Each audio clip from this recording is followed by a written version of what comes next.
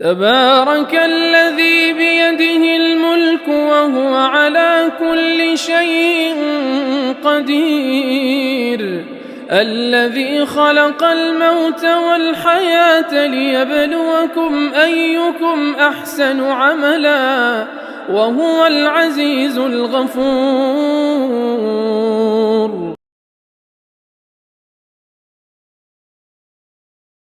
میں اپنے معذوریوں کے باوجود اس سیمینار میں حاضر ہوا تاکہ میں بھی لوگوں کی باتوں کو سنوں. جو کچھ میں نے لکھا بہت مختصر. میں نے ایک بات کو حضرت شاہ صاحب رحمۃ اللہ علیہ کے بارے میں ہم اور آپ کیا کر سکتے ہیں، اور ہم اور آپ کا یہ کہنا یہ ویسے تھے یہ ویسے تھے یہ محض حماقت ہے.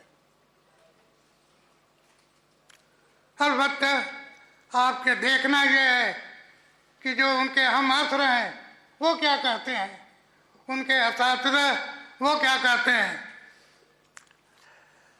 آپ حضرات اس بات کو بھی ذہن نشین رکھیں کہ ان حضرات کی طالب علمی کا زمانہ اس وقت کا ہے جب مدرسے میں مطبخ نہیں تھا، لوگوں کے گھروں پر کھانا آپ کے ملتا تھا. اس زمانے کا ہے. اس زمانے میں دستور تھا جو سب سے اچھے لڑکے ہوتے تھے وہ سب سے پہلے آپ کے ناظم صاحب، معتمن صاحب، مولانا احمد صاحب کے یہاں جاتے تھے، ان کے یہاں ان کا کھانا رہتا تھا. اور دوسرے نمبر پر حضرت شیخ الہند کے. یہ شاہ صاحب ہے چاہے مولانا مدنی ہو، یہ سب طالب علمی کے زمانے میں وہیں آپ کے حضرت حافظ احمد صاحب کے گھر کھائے ہوئے ہیں. اور مولانا مدنی کے جو بڑے بھائی تھے وہ حضرت شیخ الہند کے یہاں تھے. میرے کہنے کا مطلب یہ ہے کہ یہ حضرات آپ کے ان لوگوں کے لیے جانے پہچانے تھے اور وہ لوگ بھی ان کو اچھی طرح سے جانتے تھے. لحاظ درس کا تعلق، جو درس کا طریقہ حضرت شیخ الہند نے آپ کے اختیار کیا تھا، حضرت شاہ صاحب نے وہی طریقہ اختیار کیا، کوئی نیا طریقہ نہیں. جو نیا طریقہ ہے وہ یہ کہ جب اپنے اسباق کے اندر ان علماء اور ان کی کتابوں کا ذکر کرتے تھے تو اس پر تبصرہ فرماتے تھے، اس کی حیثیت کو متعین کرتے تھے. یہ چیز آپ کے طالب علموں کے ذہن کو کھولنے والی، آپ کے استدلالوں کے ذہن میں وسعت پیدا ہوتی تھی. یہ آپ کے نئی بات آپ کے شاہ صاحب کی ہے، لیکن طریقہ درس اور دلائل اور وہ تو سب پر وہی طریقہ.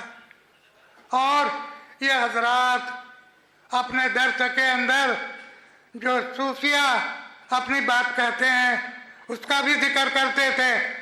آپ کے آیات کے ایسی نشانیوں کے ظاہر ہونے کے اوپر سجدہ کرنا. آپ نے کسوف کے اندر کئی سجدے کیے، کئی نہیں سجدے کیے، طرح طرح کی گفتگو آپ کے ہوتی ہے، مگر ایک گفتگو یہ ہے اللہ کی آیتوں کی نشانی جب سامنے آئے تو آدمی کو سجدہ کرنا چاہیے. حضرت میمونہ رضی اللہ تعالی عنہا حضرت عبداللہ ابن عباس کی خالہ ہیں، نبی کریم علیہ السلام کی ازواج میں سے ہیں. آپ کے جب ان کا انتقال ہوا تو عبداللہ ابن عباس سجدے میں چلے گئے اور کہا کہ نبی کریم علیہ السلام کے زوجہ کے دنیا سے رخصت ہونے سے بڑھ کر کے कौन सी आयत होगी? तो मतलब जो इस तरह की तमाम चीज़ें थी वह इन सब में शायर साहब की जो खासियत है, खुसूसियत है, जो दूसरे में नहीं पाई जाती, उन किताबों के बारे में तबसरा। दूसरी बात जो मैं इसको ज़्यादा तफसील के साथ नहीं बयान कर सकता, मगर दूसरी बात मैं बयान करूँगा।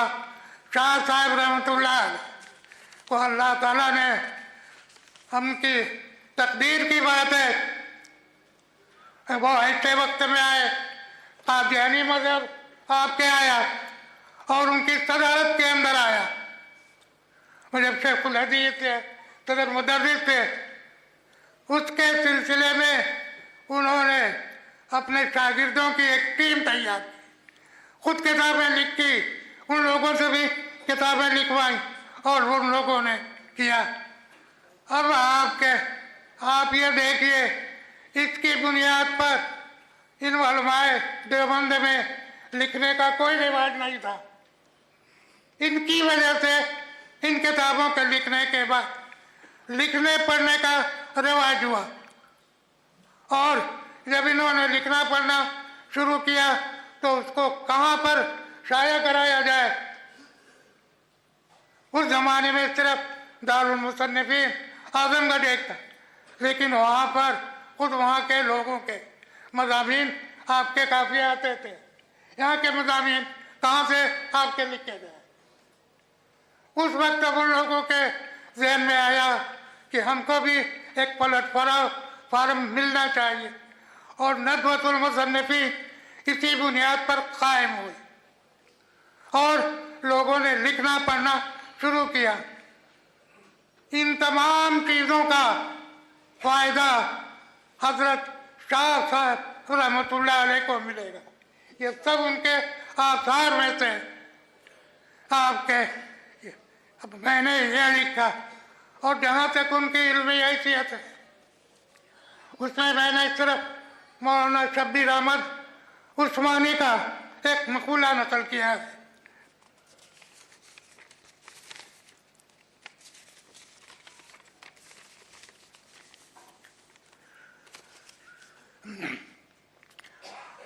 साहब फतुल मुलिम, जिनके इल्म फजल का एतराफ़ वो हाफिज मुखालिफ सब करते हैं, जिन्होंने पाकिस्तान के क़याम में नुमायाँ किरदार अदा किया और सरकारी तौर पर शेखुल इस्लाम मुकर्रर हुए। उन्होंने हज़रत शाह साहब की वफ़ात के बाद एक जलसे में फरमाया, अगर मुझसे कोई पूछे तुमने हाफिज इब्न हजर, इब्न दक़ीक़ अल-ईद, सुल्तान उल-उलमा अब्दुद्दीन अब्दुल सलाम को देखा, तो मैं कह सकता हूँ कि हाँ मैंने देखा है और मुलाकात की है।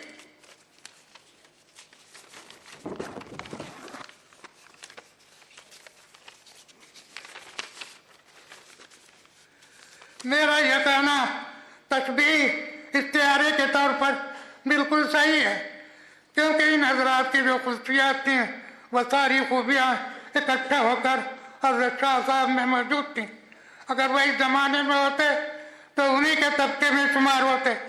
मुझे ऐसा महसूस होता है कि आज इब्न हजर, इब्न दक़ीक़ अल-ईद, इब्न अब्दुल सलाम सबकी वफ़ात हो गई।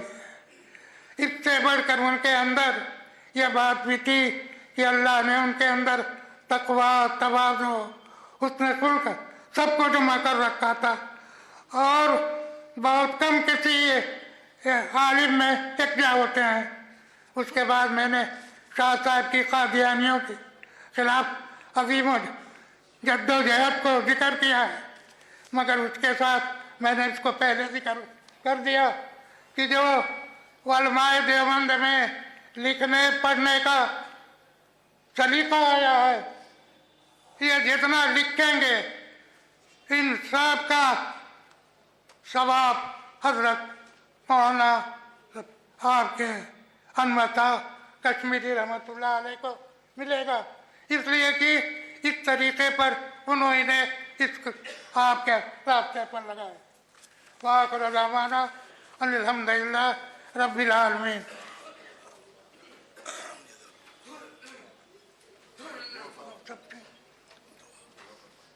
ना इस दुआ के लिए तो कुछ मखसूस लोग होते हैं, وہ لمبی دعا کے لیے ہوتے ہیں. آخر دعوانا الحمدللہ رب العالمین.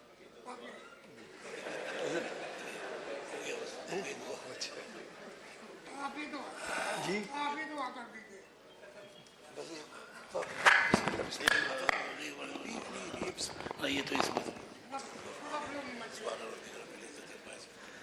بسم الله الرحمن الرحيم. اللهم صل على سيدنا محمد وعلى ال محمد كما صليت على ابراهيم وعلى ال ابراهيم انك حميد مجيد.